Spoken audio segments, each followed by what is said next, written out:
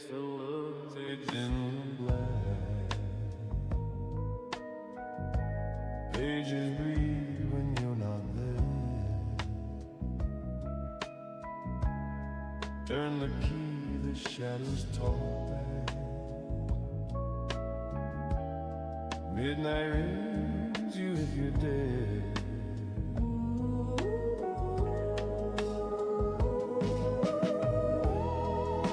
One more line, one more flight into the weird unknown.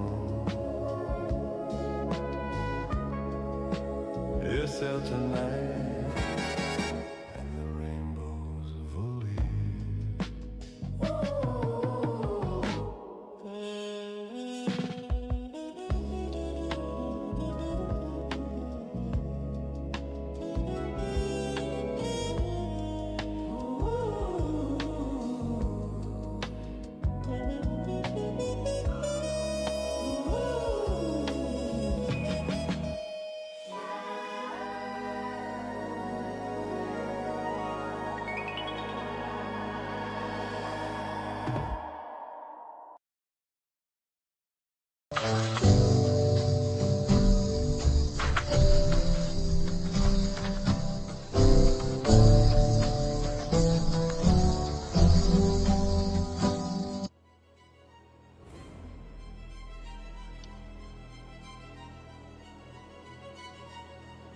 A stranger bet $40 his frog could outjump any frog in Calaveras County. Smiley trained that frog for 3 months. Race day, stranger filled Smiley's frog with quail shot when he wasn't looking. Frog just sat there. Smiley lost. Stranger pocketed the money and left. And I just wasted 10 minutes of your life telling you a story about a frog. Because the stranger who asked me to tell it, he bet me I couldn't bore you to death. I just won. This is the notorious jumping frog of Calaveras County. Pronounced Calaveras. In compliance with the request of a friend of mine who wrote me from the east, I called on good-natured, garrulous, old Simon Wheeler and inquired after my friend's friend, Leonidas W. Smiley, as requested to do, and I hereunto append the result. I have a lurking suspicion that Leonidas W. Smiley is a myth, that my friend never knew such as a personage, and that he only conjectured that if I asked old Wheeler about him, it would remind him of his infamous Jim Smiley, and he would go to work and bore me to death with some aspirating reminiscence of him as long and as tedious as it should be useless to me. If that was the design, it succeeded. I found Simon Wheeler dozing comfortably by the barroom stove of the dilapidated tavern in the decayed mining camp of Angels, and I noticed that he was fat and bald-headed and had an expression of winning gentleness and simplicity upon his tranquil countenance. He roused up and gave me a good day. I told him that a friend of mine had commissioned me to make some inquiries about a cherished companion in his boyhood named Leonidas W. Smiley. Reverend Leonidas W. Smiley, a young minister of the gospel, who he had heard was at one time a resident of Angel's Camp. I added that if Mr. Wheeler could tell me anything about Reverend Leonidas W. Smiley, I would feel under many obligations to him.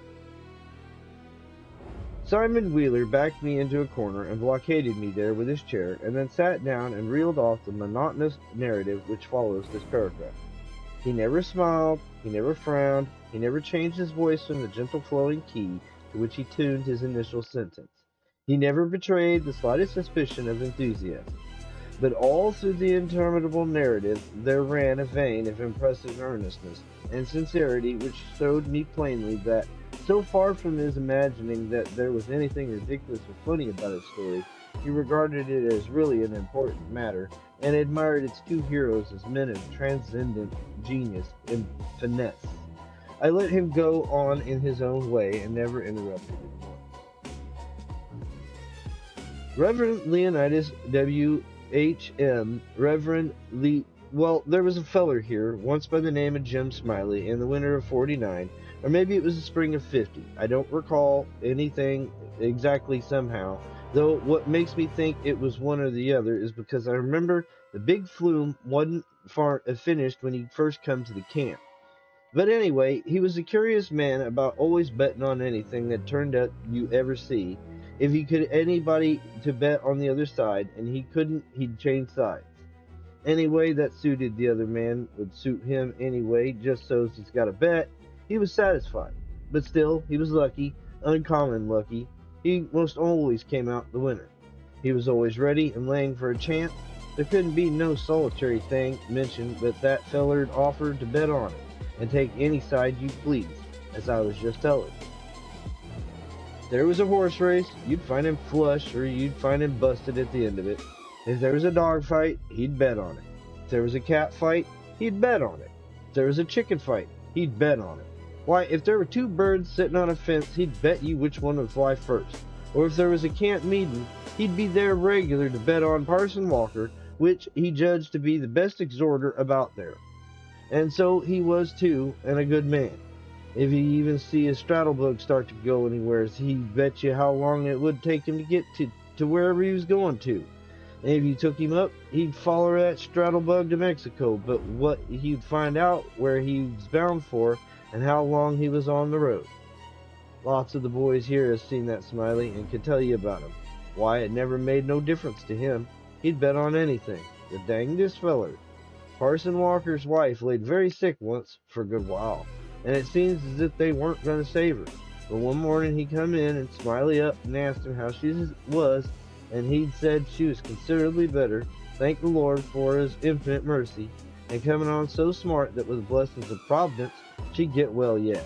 And Smiley, before he thought, said, well, I'll risk a 2.5 she don't anyway. This year Smiley had a mare.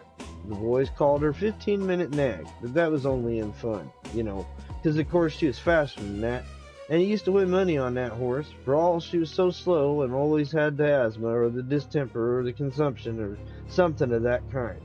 They used to give her 200 or 300 yard start and then pass her underway, but always at the back end of the race she'd get excited and desperate like, and come cavorting and straddling up, and scattering her legs around limbers, sometimes in the air, and sometimes out to one side among the fences, and kicking up more durst, and raising more racket with her coughing and sneezing and blowing her nose, and always fetching up at the stand just about a neck ahead, as near as you could cipher it down.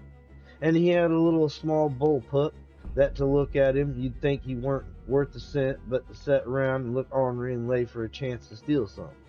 But as soon as money was up on him, he was a different dog. His underjaw began to stick out like the forecastle of a steamboat, and his teeth would uncover and shine like the furnaces. And a dog might tackle him and bully rag him, and bite him and throw him over his shoulder 2 or 3 times, and Andrew Jackson, which was the name of the pup, Andrew Jackson never let on but what he was satisfied and hadn't expected nothing else, and the bets being doubled and doubled on the other side all the time till the money was all up. Then all of a sudden he'd grab that other dog just by the jint of his hind leg and freeze to it, and not chaw, you understand, but only just grip and hang on till they throwed up the sponge, if it was a year.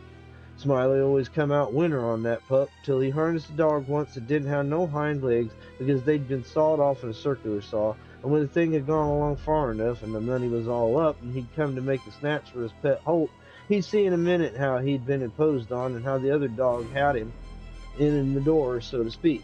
And he appeared surprised, and then he looked sort of discouraged like, and didn't try no more to win the fight. And so he got shucked out bad. He gave Smiley a look, and as much as to say his heart was broken, and it was his fault for putting up a dog that had no hind legs for him to take hold of, which was his main dependence in the fight, and then he limped off a piece and laid down and died. It was a good pup, was that Andrew Jackson, and would have made a name for himself if he'd lived, for the stuff was in him and he'd had genius, I'm knowing, because he had no opportunities to speak of, and it don't stand to reason that dog could make such a fight if he could under them circumstances, if he had no talent. It always makes me feel sorry when I think of that last fight of his, and the way he turned out. Well, this year Smiley had rat terriers, and the chicken cocks and tomcats and all them kind of things, till you couldn't rest, and you couldn't fetch nothing for him to bet on, but he'd match you. He'd catch the frog one day and took him home, and said he'd calculated to educate him, and so he'd never done nothing for 3 months but sat in his backyard and learned that frog to jump. And you'd bet you he did learn them too. He'd give him a little punch behind, and the little next minute you'd see that frog whirling in the air like a donut.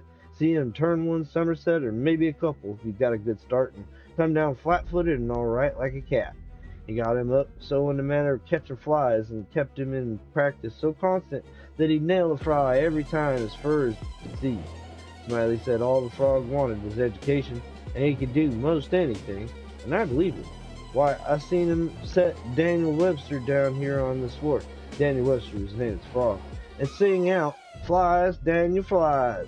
And quicker than you wink, he'd spring straight up and snake a fly off on the counter there and flop down on the floor again as solid as a gob of mud, and fall to scratching the side of his head with his hind foot as indifferent as if he'd no idea he'd been doing any more than any frog might do. You never see a frog so modest and straightforward as he was, for all he was so gifted, and when it come to fair and square jumping on a dead level, he could get over more ground at one straddle than any animal of this breed you'd ever see. Jumping on a dead level was his strong suit, you understand, and when it come to that, Smiley would ante up money on him as long as he had a red. Smiley was a monstrous proud of his frog, and well he might be for fellers that had traveled and been everywhere, as all said he laid over any frog they'd ever see. Well, Smiley kept the beast in a little lattice box, and he used to fetch him downtown sometimes and lay for a bet. One day a feller, a stranger in the camp he was, come across him with his box and says, "What might it be you got in that box?" And Smiley says, sorter indifferent like, "It might be a parrot, or it might be a canary, maybe, but it ain't. It's only just a frog." And the feller took it and looked at it careful and turned it round this way and that and says, "So 'tis.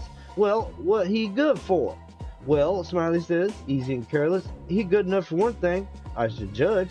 He can outjump any frog in Calaveras County." The feller took the box again and took another long particular look and gave it back to Smiley and says very deliberate, "Well, I don't see no pittance about that frog that's any better than any other frog." "Well, maybe you don't," Smiley says. "Maybe you understand frogs and maybe you don't understand them. Maybe you got experience and maybe you ain't only a mature, as it were. Anyways, I got my opinion, and I risk $40 that he can outjump any frog in Calaveras County." And the feller studied a minute, and then says, kinder sad like, "Well, I'm only a stranger here, and I ain't got no frog. But if I had a frog, I'd bet you." And then Smiley says, that's all right. You'll hold my box a minute. I'll go get you a frog." And so the feller took the box and put up his $40 along with Smiley's and sat down to wait. So he sat there a good while thinking to himself, and then he got a frog out and prized his mouth open and took a teaspoon and filled him full of quail shot, filled him pretty near up to his chin, set him on the floor. Smiley, he went to the swamp, sopped around in the mud for a long time. Finally he catched the frog and fetched him in and gave him to his feller and says, "Now, if you're ready, set him alongside of Daniels with his forepaws just even with the Daniels, and I'll get to work." And then he says, 1, 2, 3, yeah! And him and the feller touched up the frogs from behind, and the new frog hopped up wildly. But Daniels gave a heave and hoisted up his shoulders, so like a Frenchman, but wasn't no use. He couldn't budge. He was planted as solid as a church, and he couldn't no more stir than if he was anchored out. Smiley was a good deal surprised, and he was disgusted too, but he didn't have no idea what the matter was, of course. The feller took the money and started away, and when he was going out the door, he sort of jerked his thumb over his shoulder, and so Daniel and it says again, very deliberate, "Well, I don't see no pittance about that frog that's any better than any other frog." Smiley, he stood scratching his head and looking down at Daniel for a long time, and at last he says, "I do wonder what in nation that frog throwed off for. I wonder if there ain't something the matter with him. He appears to look mighty baggy somehow." And he catched Daniel by the nape of the neck and hefted him and says, "Why, blame my cats, he don't weigh 5 pounds. And turned him upside down, and he belched out a double handful of buckshot.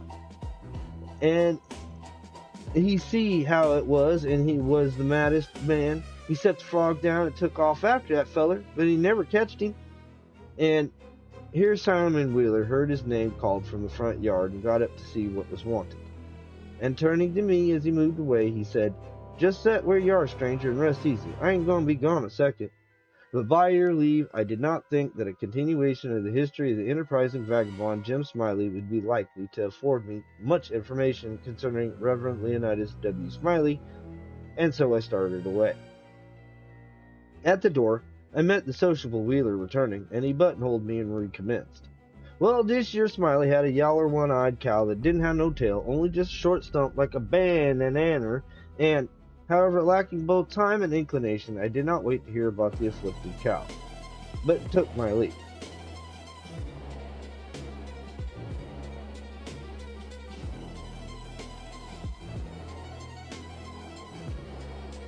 And that was the celebrated jumping frog of Calaveras County.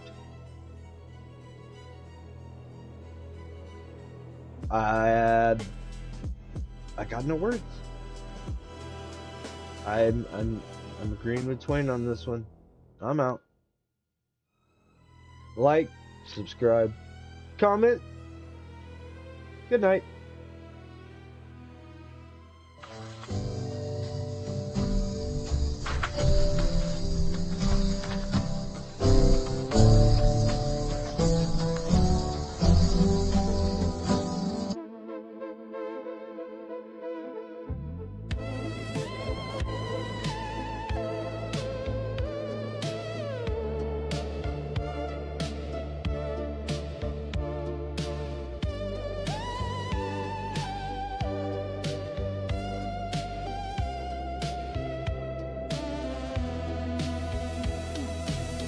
Rockets resting in green afternoon light.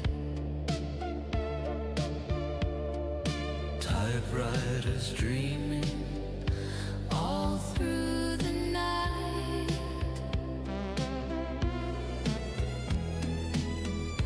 A smiling sun hangs on a cardboard sky, where the future got lost but never learned to die. Unseen visions burning bright, Bradbury's ghost on SL tonight. Open the page, let the wonder ignite. Welcome to SL.